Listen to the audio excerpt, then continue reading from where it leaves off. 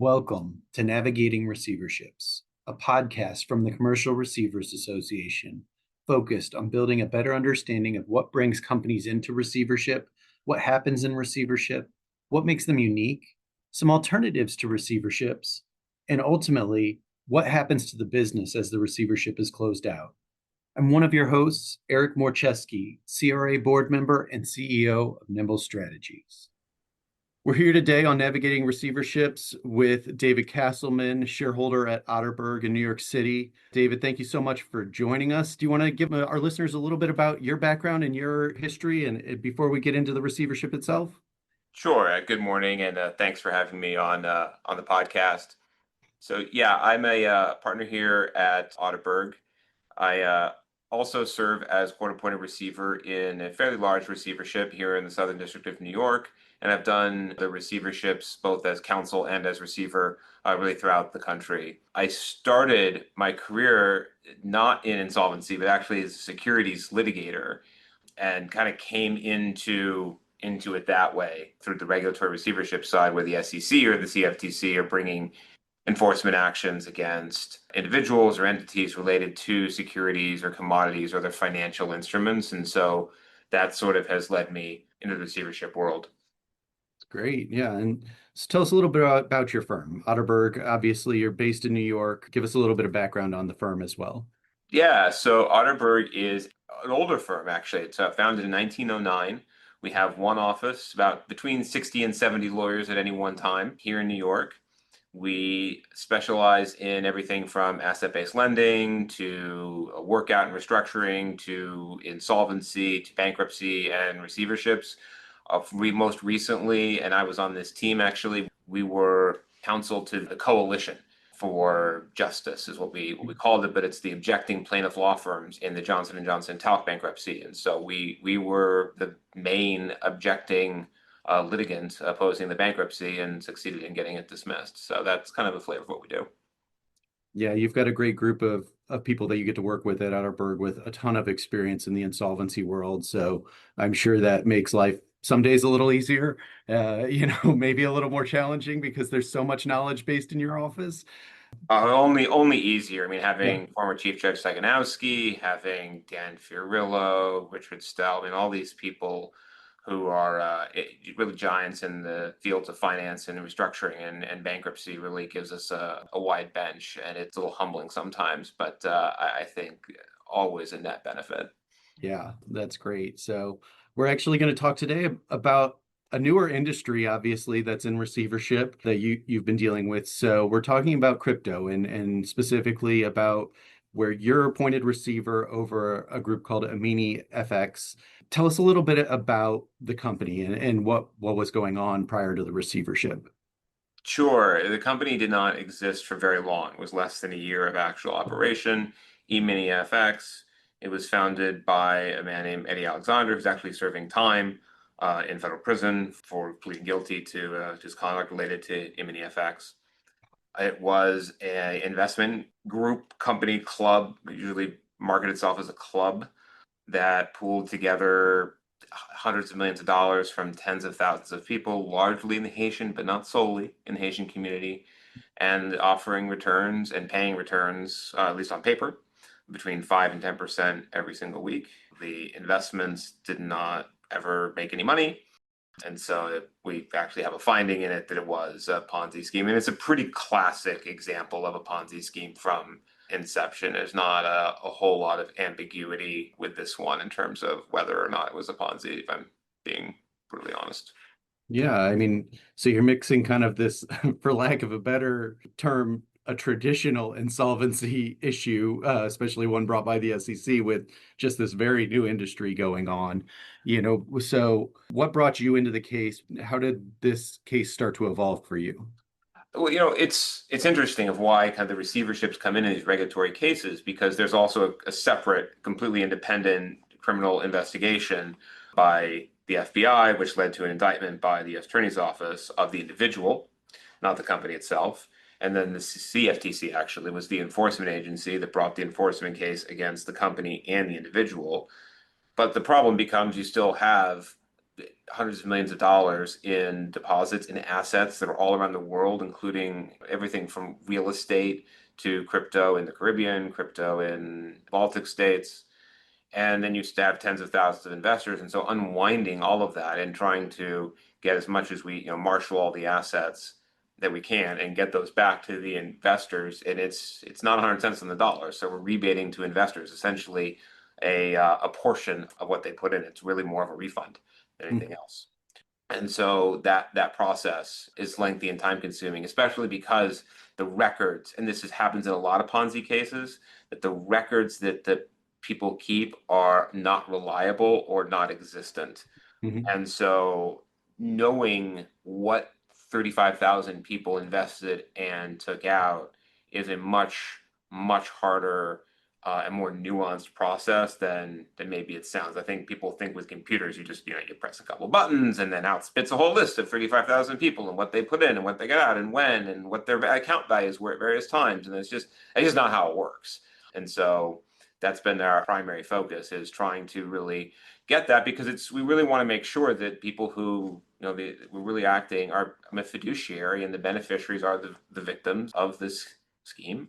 And we want to make sure that those victims get back what they're owed and that we run a fair and efficient process. So that's kind of the overarching goal of the receivership.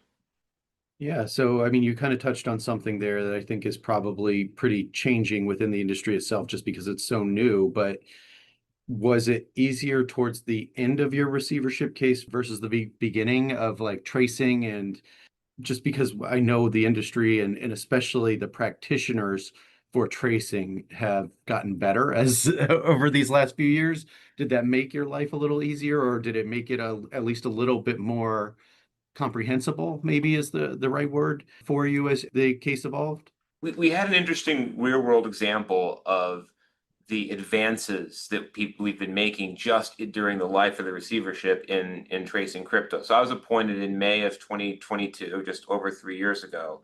And in that 3 year period, we've seen advances in the ability to basically take wallet addresses in the crypto space. Everything is stored on the blockchain. I don't want to get too crypto tutorial here, but most people I think now know kind of roughly what a wallet is. It's where you kind of store your crypto. It's just an address, long string letters and numbers. It's a hash value. And so the public versions of those addresses, which is how cryptography has worked on systems for decades now, public cryptography, it's just a version of that. And so what companies are associated with groups of addresses has become better over time. And so one of the things we initially looked at is, where did, all the six-figure plus outflows, where did all those go? Trying to trace those, because with tens of thousands of outflows, you have to sort of decide a materiality threshold. Okay, where's all the big stuff? You want to know you've got the big stuff, and then the small stuff, that's mostly honestly going to be investors withdrawing. And so we were able to trace most of it, but there were a couple that we just couldn't trace. We didn't know where it went. There was no record in any of the systems. It was very unusual. And we're talking, a couple transactions out of maybe 22,000 withdrawals. And we couldn't figure out where it went. And we noted that in our status reports. This is leakage that we can't tell where it went. Mm-hmm. And then that was in 2022. 2024 rolls around and it came back up for, I actually don't want to get too into why it came back up, because that would go down a whole other rabbit hole, but it came back up, and there's at least two disbursements, basically, kind of like withdrawals of crypto from the main crypto account. And it's all on the blockchain, so we know what address it went to, and they were right in a row, like within an hour of each other. And there were similar addresses, and our forensic accountant was able to say, actually, we think this is part of this third party kind of payment processor. Sure enough, it was, and they gave us the information. I sent them a request. We have a receivership order that requires people to cooperate with me for information requests. Sent them a request, and sure enough, and this is now in our public filing, so I can say this publicly. Sure enough, it was the same vendor for which was purchased, and it was $500,000 for two different watches from a very fancy watch store. And so luxury goods with company funds. Whether we will ever see those watches is an open question. But it is an example of okay, well, at least we know now. We know that, where did these $500,000 go? We don't want to just have say it's been lost. And Mhm. so with crypto tracing, the problem is you know where address it went to, but problem with crypto tracing, especially relates to receiverships and forensic accounting, is how you take an address and match it up to an actual human being Mhm. or an actual company or a store. And so that I think is getting better and better, because in the end, you can have, if you have a balance of, a whole bunch of crypto and you never use it for anything, it's like, okay, you've got a digital coin on it's like a computer game. Like, so what? It becomes useful when you can do things like turn it into cash, or turn it into other types of luxury goods that you can then either keep or store or save or sell or whatever. So, out of curiosity, I mean, this is obviously pretty complex. Again, going back to it is still new, even if it is based on a historical cryptography. How did you end up as the receiver in this case? Was it just that you were the youngest partner in the office, and so they assumed you would know better, or what was your background? How did you, take Yeah. this on? Well, it's funny. It was actually a different firm before when I was appointed, and then about a few months in, came over to Otterbourg, which has kind of a larger New York presence and a lot of experience doing receiverships. It was bigger than we initially thought, and the reason is because of the crypto. And so I had done some work for the CFTC before, so I think they knew me. There was definitely not an awareness at the beginning of the case, and you can see this in the complaint, right? The initial complaint has the case being much smaller, and that's because the bank records are very easily obtainable. Those are US banks. A lot of money in this was given via cash, and US banks and Canadian banks have very good records and account Mhm. statements that regulators can easily subpoena. I think that's pretty well known. Where it became more complicated and where the number of investors and the size of the scheme was somewhat hidden was that it was done through this offshore, kind of like a Venmo or a PayPal, but using crypto and this offshore company that did that. Because of this case and another case, they are not doing any business in the US anymore. And I think it's pretty clearly directly related to that. Mhm. I don't want to speak for them, but I think we're really subtle about it. And so that I think it hide the size. I think the crypto can hide the size of these schemes. But I have a background in software engineering, and I had actually looked at crypto when I was an assistant attorney general back in the AG New York Attorney General's office 10 years ago. I left before anything got off the ground, that office, but I had looked at it briefly, so I had some experience and kind of knew what it was and how to handle it. But you are also, I don't want to say learning on the fly, but you also work in a team too. I mean, as a receiver, to get back to the industry, you're not working by yourself. You have lawyers, you have forensic accountants, you have financial advisors. They have, these firms that have these functions, especially on I'm a lawyer receiver, so I always want to have a good financial advisor. We're using JS Held, and they have, in this case, they, like many other companies, have a wide range of knowledge and experience in tracing different kinds of assets. And all the financial advisory firms are building up their crypto practices too. So it is very hard to actually define a larger scale financial advisory firm that's going to do forensic accounting, especially in the receivership or bankruptcy or another type of space that isn't building out a crypto practice. Realistically, everyone is building out their crypto practice at this point. It is amazing how different even 2025 is than 2022 in terms of the knowledge, just really, and the sophistication across the entire industry. Yeah. So you've got this experience. You've got a great team, obviously. You've got a bigger FA with JS Held. You've gone through from start to recovery. What were some of the actions you took in the receivership? Was there anything unique about crypto that kind of had you maybe taking new courses of action that were atypical to receiverships, or is it still at the end of the day, you know, similar to most other receiverships that you were taking kind of basic blocking and tackling actions leading into. Now it's just recovery and claims process and everything else. What did you do while you were in this process? I think there's a couple, the recovery and then the storage of crypto does present some unique problems to receivership. I think those problems, as receiverships evolve crypto, are being more and more, sort of the path is being trod. But when we started, there was much less of a path to do so because there was so much crypto that we knew where it was, but it was overseas. Well, I say it was overseas. I mean, it's in the cloud in a sense, right? I Mhm. mean, it's a crypto is, I mean, I don't get too technical again, but it's sort of everywhere, nowhere all at once because it's on a distributed ledger that's worldwide. But one of the, I think, myths about crypto is that it's all decentralized, and it is amazing how much for a product that was supposed to be heralding, a decentralized era in finance, it is amazing how much centralization has popped up, and that can actually be very useful to receivers. And so in this example, a lot of the transactions would be done, like I say, on this Venmo type of company. And so they have the wallets, they are storing the crypto, it's all coming in, and the company had an account with them that had almost 3,600, 3,700 Bitcoin, which Mhm. is at the time was worth, still, even in the crypto winter of the fall of 2022, was still $60 million, even when crypto was at its lowest. Hmm. And so huge, a very, very large position in Bitcoin. And that's all, again, not in sort of an individual wallet, but with a company. And so these companies themselves that actually run that that allow regular people to interact with crypto, so that most people who are interacting with crypto aren't doing it with their own little USB key wallet, right? They have crypto, they have it on an exchange, they have it on this offshore kind of Venmo type thing. I think Venmo itself is doing crypto now. PayPal, I think, is doing it too.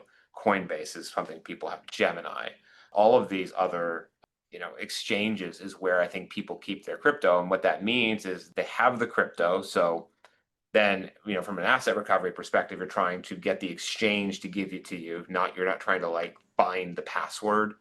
And Mhm. then from a records perspective, they also have all the records into it. So it starts to, again, you say decentralized, but it's not bank records exactly. It's not recovery, not freezing a bank account exactly. But it looks a lot closer to that than people think when you're dealing with the exchanges, and just so much is on the exchange, because if it's not in the exchange, I mean, it's very hard to do a transaction, right? Even to just move money on the blockchain, unless you know what you're doing and how software works and how password works. It's not most people. You're using a centralized server to actually transact in crypto, and I think that's going to be useful to receivers from at least the asset recovery and sort of the records and the forensic accounting perspective. And then we have to store, which is a whole separate problem.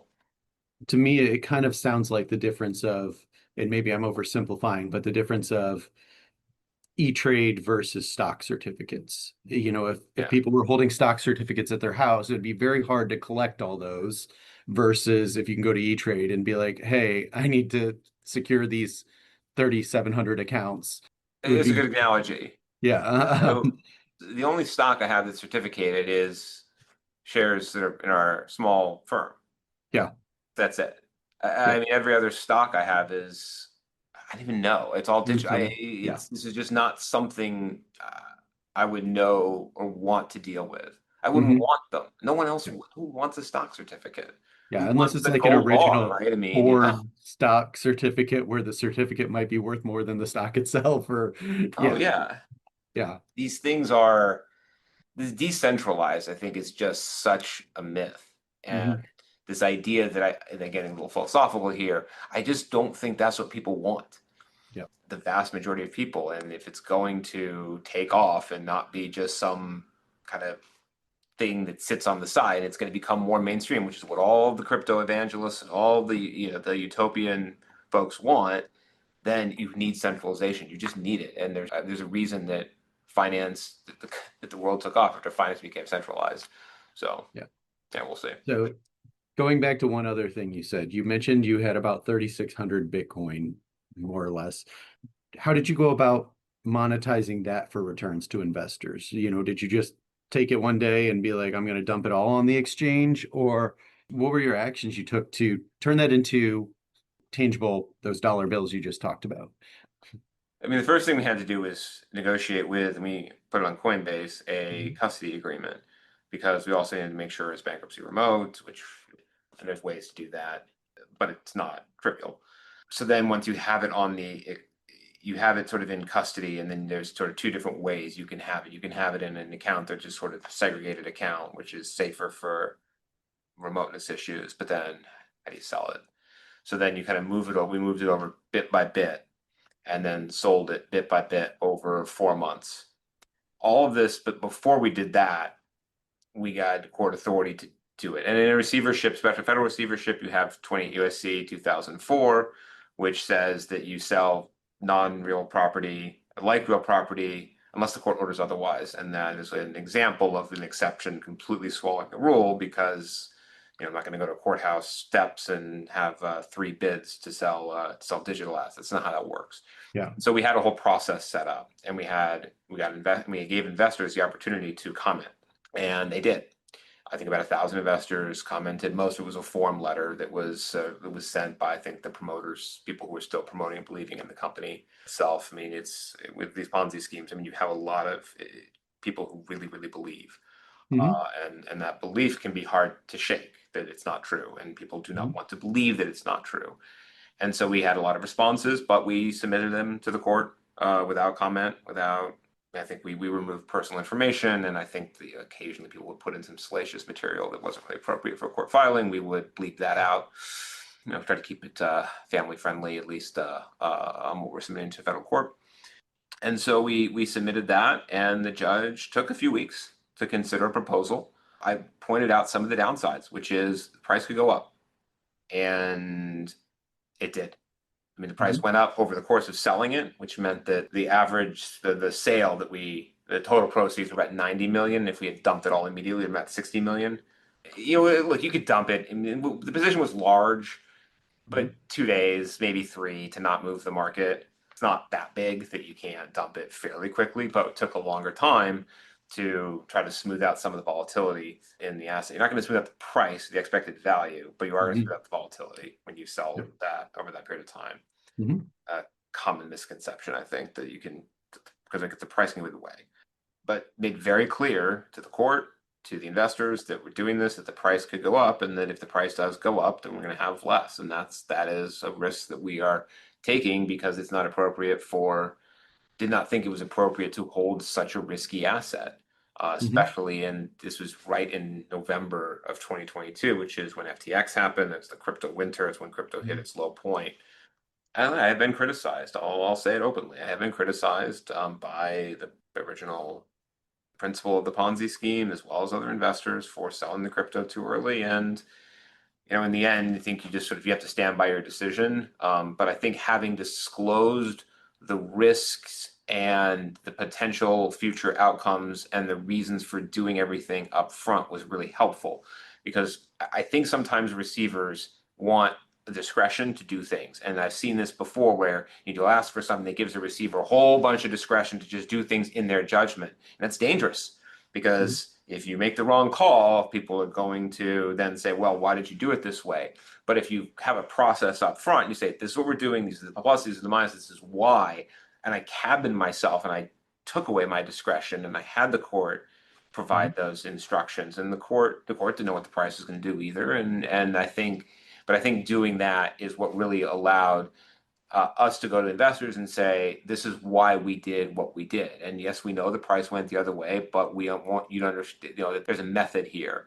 And it's not about protecting me. I think that sometimes receivers will say, oh, you protect it, but it doesn't really matter. I don't need the protection because I need the protection. The protection comes from the disclosure. It's the other way around, right? The receiver is protected when they do things that have court approval, when they explain their process to the court and to investors, when they file papers and keep investors and all the constituencies informed as to why they're doing what they're doing and allow for feedback. I think that's what provides the protection, not just getting a court to sign something, because that just shifts it to the court, and that's not what we're here to do. I mean, I also think, when you're talking this size of an investment, it's also a different story too. If they'd had one Bitcoin, it would have, you maybe wouldn't have put in this much effort, because obviously that would have ended up creating costs that overweighed, the value of what the sale of the asset would have been. So, you always have to kind of factor in the scale, I think. And so for 60 or $90 million, whatever it ended up being for you, you had enough scale that it was logical to say, what should we be doing? And so you kind of touched all the bases by starting with the investors and going through the courts. And, I mean, I look at it as anything like it's dollar cost averaging that you were Yeah, performing by selling it over time versus a exactly. quick dump or holding where you're saying, like there's a lot of volatility in this market and no one can tell you that 3 years from now it's going to be 50% higher or 50% lower. So yeah, I mean, I feel like it seems like you did all the right things there, Um, even if you are going to get criticized. I mean, at the end of the day, as a receiver, the only time you're not getting criticized is if everyone gets paid off, right? And that's oh, even then. super rare. Oh, even then. Yeah, Even then, you start criticize. If you can't handle criticism, you're in the wrong job as a receiver. I mean, you just have to have a thick skin in yeah, this industry because people, you shut down the magic money box. mm, I yeah, mean, that in the Ponzi scheme ones, I mean, you're the bad guy. It was Magic Money Box was working. And you mhm, understand why people thought it was working because they had a very good UI. And so an investor puts money in and all their friends are doing it. And then they look at their balance. I mean, if you log on and you look at your bank balance on your phone, you think the money that the app says is there. And mhm, and one of the reasons why is then when you withdraw the money and you think, okay, it's a bit of a pain because they don't want you to leave this big investment, which is how it always happens with these schemes. It's always the resistance to withdrawals, but you have some, and then the money shows up, and you say, okay, well, what do you mean it's not real? The phone, the app said it was real, the balances were there, and then when you withdrew, the money shows up. So I understand why anyone investor, I mean, it's so easy to say, how could you do this? How could you think this was real? How could you possibly think this was real? I think it's important to understand why and to understand that it's not as unreasonable as I think sometimes people, especially who do this for a living, who are used to frauds and scams and see these things, think.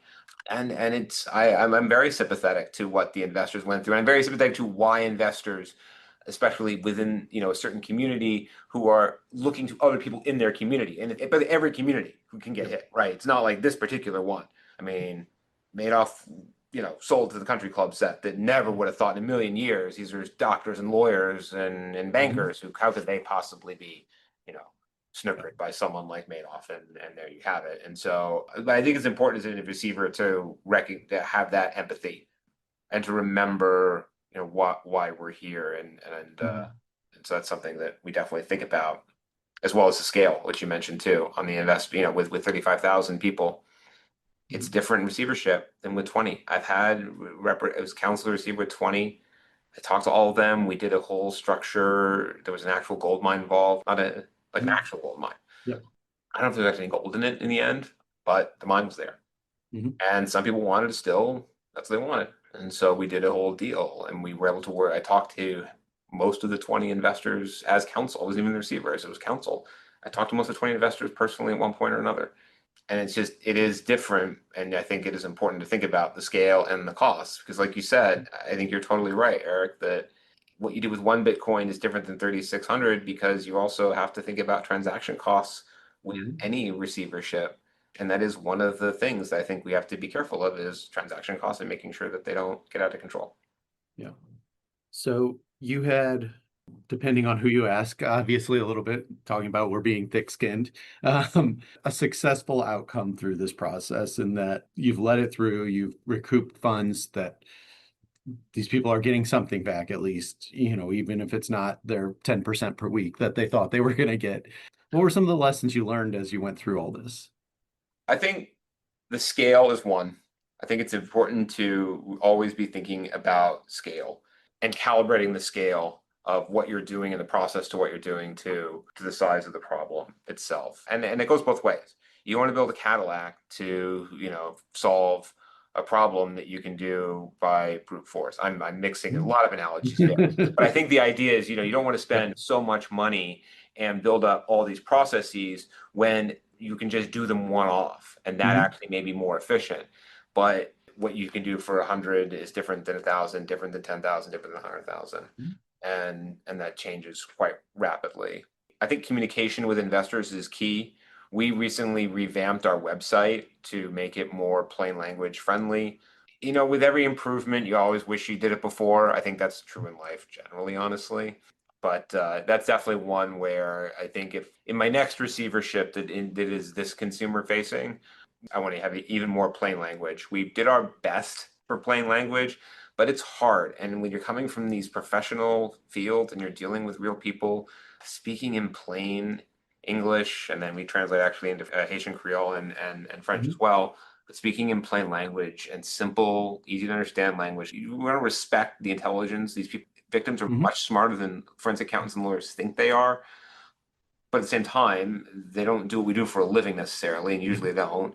And so speaking plainly and simply is something I think we need to strive for and work harder to do more and more. And I've seen the industry has been moving, I think, in this plain language direction and realizing that it's the way to go. It's something that's different than bankruptcy, where, I mean, try reading a bankruptcy ballot or bankruptcy plan disclosure. It's supposed to tell you what the plan is. And if you can, I mean, as a bankruptcy lawyer, I struggle to get through it. I don't know how any human can possibly, who's not a bankruptcy lawyer, can understand it at all. I'm not sure if that's by design in some cases, but in the receivership world, I really do think that that's kind of the next frontier of where I think the industry can move and get better as we do more and more these cases, because schemes are not going away. Yeah, I think that's a great parting thought is, as a receiver, obviously, maybe not directly, but indirectly, you are representing those 35,000 claimants or whatever it is in each case. And so, speaking to them so that they understand what you're doing, not speaking down to them, but speaking to them in a way that does not feel like an accountant can talk accounting and it can be very confusing, or they can speak accounting and help you understand it very simply. And that same application happens across all of our work. Is you're not there to speak in a court language or in a very complex language. You're there to make sure that what you're sharing has been comprehended. So I think that's a great point for all of us to keep in mind, no matter whether it's a complex crypto receivership or an apartment complex being put in and you're dealing with the tenants. And so, I think that's a great point. Is there anything else you want to leave listeners with as you go through this? No, I just want to thank you. And I think the work of the CRA has been, it's a new organization, but I think you guys have done a great job really in this industry in promoting, the benefits that we can provide in bringing new voices to the table. And I just want to just commend you for all the work that you've been doing with CRA and how successful this organization's kind of start has been. Well, thank you. I really enjoyed the conversation today with you. Me too. Thank you. Thank you for joining Navigating Receiverships, brought to you by the Commercial Receivers Association. Find more information at commercialreceiver.org and catch every Navigating Receiverships podcast by subscribing through your favorite platform today.